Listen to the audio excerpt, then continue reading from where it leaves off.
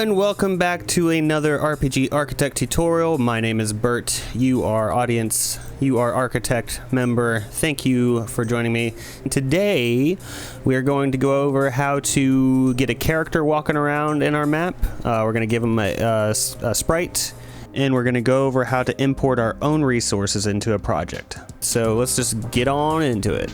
If you remember, you can hit F8 to bring up the database, or you can come up here to tools and hit database. So we're gonna jump in here, and characters is the first thing you have. So like with many of these other options, there's already a slot available there for you to work with.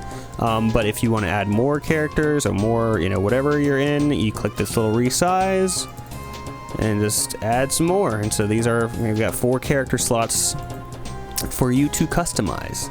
Obviously, we're going to start with the top one. So we're going to get the most fun bit out of the way first. Name.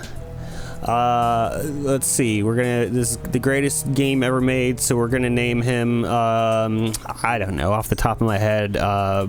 Bertimus Maximus of the 13. Oh, it's messing me up. Okay, let's go with Bertimus Maximus. That's fine. It started to expand with the name. I wasn't anticipating that. Let's go ahead and make this full screen here. Okay, so we got our name. Obviously, you see now it's listed up here. And then we have some appearance options. We got the portrait, we got the sprite model, we have the battle sprite and model. We're going to start off right here smack dab in the middle with our sprite model. Click these 3 little dots. And if you've been with me from the beginning, you will remember that I started this project with some Final Boss Blues assets imported. And so we see right here, we have Final Boss Blues. Then whenever you click any of these options, no matter what you're in, it's going to bring up the assets down below here. So we'll just click on one of them, and we got a bunch of very cool looking characters. Let me see if I can zoom in a little bit. Yeah, so these are all provided by Final Boss Blues. If you aren't using these, I'll show you in just a minute how to import your own assets. But for now, let's just select, I'm going to go with this bonus one. And let's say I want this guy down here. But you notice this box is a little, something's wonky, right? So if I was to say okay here, you can't really see it, but this sprite is not working correctly. So what we have to do, we just have to define over here what region we're looking at on the sheet. So a real easy way to do this, if you're using the Final Boss Blues assets, is to come up here to this TF template and to use these 2 buttons here. Now this first one, if you want to just set the full sheet as one image, you would click here. See how it expands? If I did it over here with a bigger sheet, it would go boom, this full thing. But we're gonna come back here. We just want 1 character's worth. Now when you select that, it sets your direction and your frame count to 1. What we want really is, you can see, we got 4 directions, we got 3 frames. So you just drop down this box, 4 directions, frame count, let's up it to 3. And now you see it looks a little messed up again. So what we can do is use this second handy button, and what it does is it takes into account the size of your sheet here and the directions and the frame count you've set, and then it kind of calculates what you need there. And so I'm gonna click this, and bam, it's set to this character sheet. Zoom in a little bit. Okay, so we got that set. If you come over here, now we can select anywhere, and we got ourselves a character. All right, so let's say you're not using this, or you can't do this template method. You have your own sprites, or whatever reason, and you have a sheet like this where you have multiple characters on it, and you need to set it quickly. What you would do is, I'll go back to this one. Use this first button. Set your full sheet. Okay. Set your directions next. 4, 3. Click this button to set the sheet again, all right, but it's not a single character. But now you just take your frame height and your width and you do some quick math. So half of 72 for height is 36, and you see, okay, it's got just the top row. And then we have to do a quarter of the frame width, so I have to do it this way in my head. Half of 104 is 52. Half of 52 is 26, and there you have it. We have our sprite sheet set up properly. Boom. So yeah, anyway, that's how you set up your character sprite. You can see there's still a ton of other options over here though, so we'll go over that. This top box scale, it's just like it sounds. It sets the scale that this will render at. So if you want it to be twice as wide as it is, but same height, you just change it to 2. You want it to be twice as tall, and change it back to 1. Twice as tall, do Y. Actually, since it's 3D, I believe you would change the Z or a Z, as you folks a bit north of me say. You change the Z/Z to adjust the height. Since I think in 3D engines, the Z and the Y are kind of reversed. We'll probably put up a Lock says message right about now confirming that. I don't know. We'll figure it out.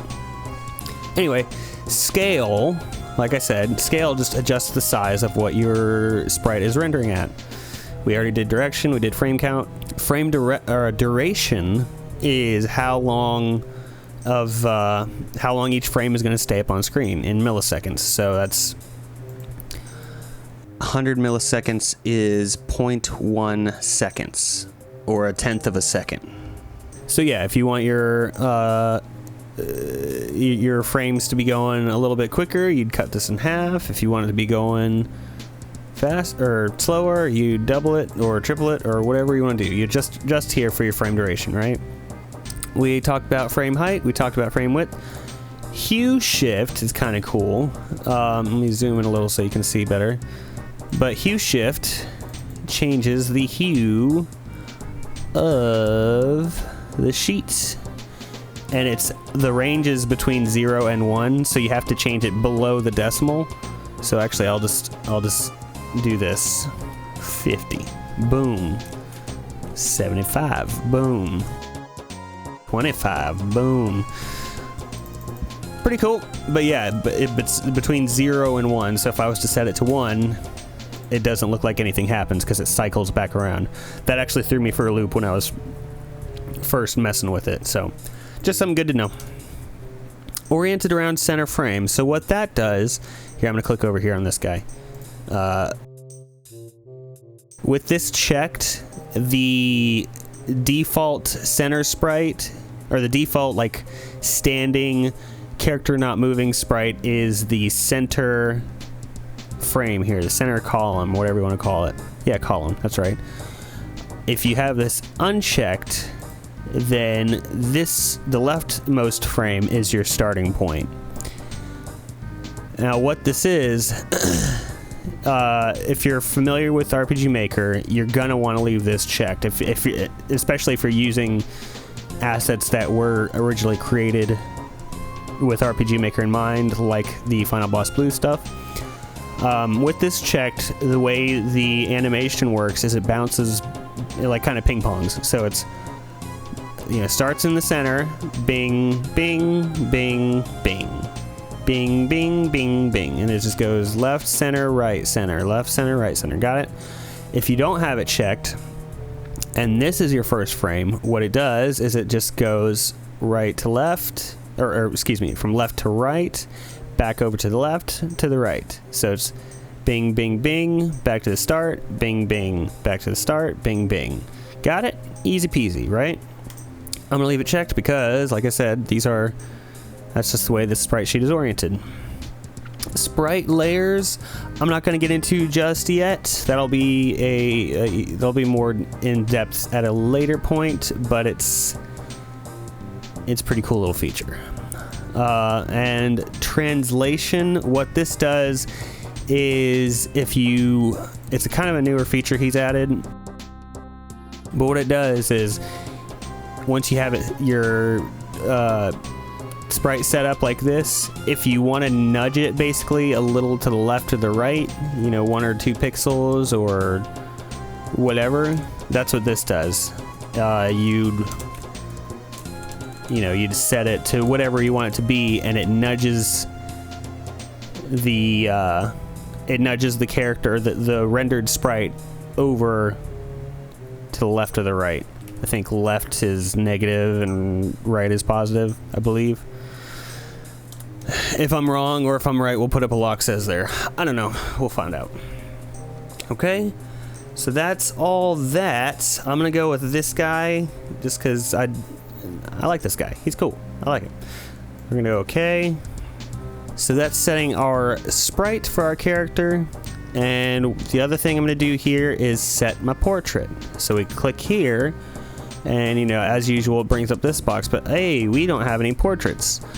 Those have not been included with the Final Boss Blue stuff. I'm not sure if there's plans to add them in the future or if it's just what it is, but I'm going to show you. It actually works out for this lesson because I'm going to show you how to add your own assets. And this works for portraits. This works for if you wanted to add your own characters, if you want to add user interface stuff, titles, basically anything. Any assets under these categories. I'm going to show you how to do it. So anyway, back to portraits. Let's click OK. Or let's click cancel because I didn't have anything selected. I'm going to click apply, hit OK.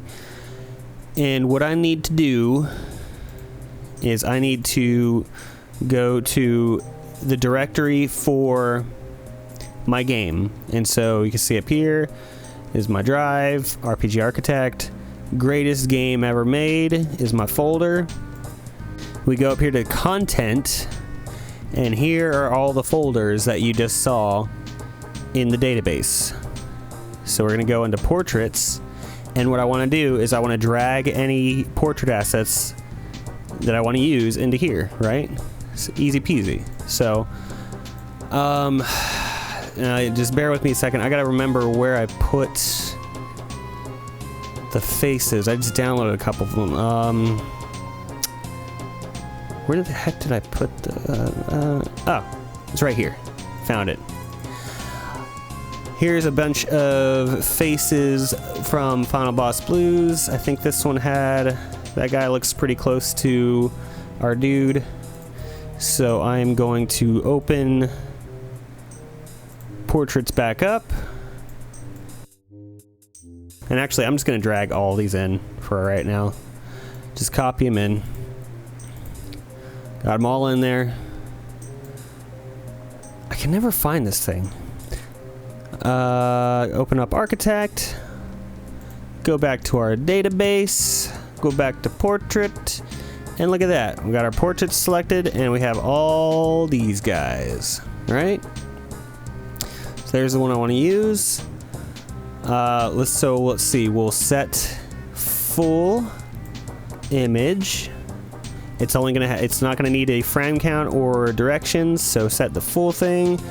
Cut the height in half. 144.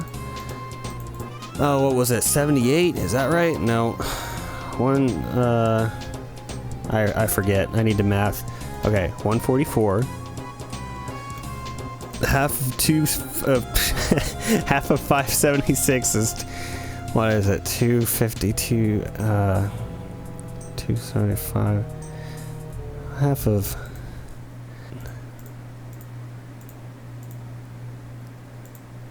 Oh, duh! It's a square. So yeah, with some mental math, I determined that this is 144 by 144. And yeah, there's our dude. Let's click OK. Bam, we got our character sprite. We got a portrait. That'll come into play later on, but I just wanted to show you how to set it now. All right, so we click OK. We save, Control S. And if you remember from the last one, we click this little dragon guy entity. The way you set your starting location is you go to the entity, you right click, set new game position, and it's this thing right here. So wherever you set that guy, that's where the game's gonna start off, right? So let's run a test. Is it gonna open on the right side? No, it's gonna open over here. That's right. But look at that. Where's our dude? He's gone. He's not there. Well, what we have to do, come back up to database. We have to tell the engine that this is a starting party member, right? So come down here, all the way down at the bottom, under System, New Game, Add Party. Add Party. You click that, this pops up, little plus menu, plus sign. Click that. Character, Bertimus Maximus. There we go. And you can set his rank, which is like his starting level. Oh, it's going -1. I'm trying to set it to 1, but I haven't set ranks or anything like that, so don't worry about that. That's on me. Bertimus Maximus is our one party member. If you want to add more, we have those other slots. You just hit this, and we go. Here's our blank slots that we've created, but there's nothing there yet, so we'll just start with Bertimus Maximus. Great name. Hit OK. Hit play. And bam, there he is. We got our guy. He's walking around. He's going. He's moving. But he's a little bit... You can probably tell from looking, he's a little bit slow right now. So I'm going to do something else. Let's click character, go back to Bertimus, go full screen here so we can see. I'm going to add a trait. Down here, I'm not going to jump into this a lot, but just for testing capability, we're going to add 2 traits. Click the top one, physical property. Then go to this, go to speed X. We'll do 200%. And same with this, physical property, speed Z, 200%. Keep it published, click apply, okay, save, and much better. Look at that guy. Look at that guy. All right, man, I really gotta fix these buildings. There's a reason why there's the little black corner. I will explain that at another time. That will be part of the layers lesson, I believe. But anyway, we got our dude on the map, and he's walking. Things are looking good. It's 3D. Let me go back to switch it over to 2D real quick. You can see what it looks like. Click apply.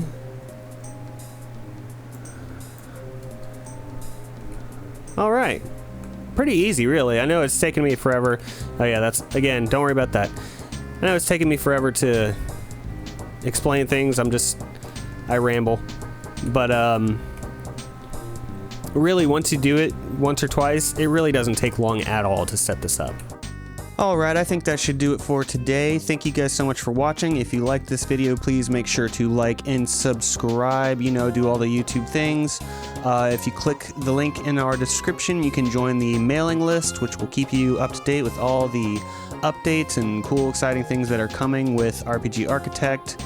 Be sure to join our Discord server where you can talk with the developer Locke, you can talk with me, you can talk with the other guys who are helping to work on this project. And just get to be part of the community as it grows. We're really looking to grow this community alongside of the software, so I hope you will be a part of that. Let me know in the comments if you are planning to use the assets that came with Architect, or if you're planning to use your own assets. Are you creating your own? Are you buying other people's assets? Let me know. We'll talk about it. It'll be cool.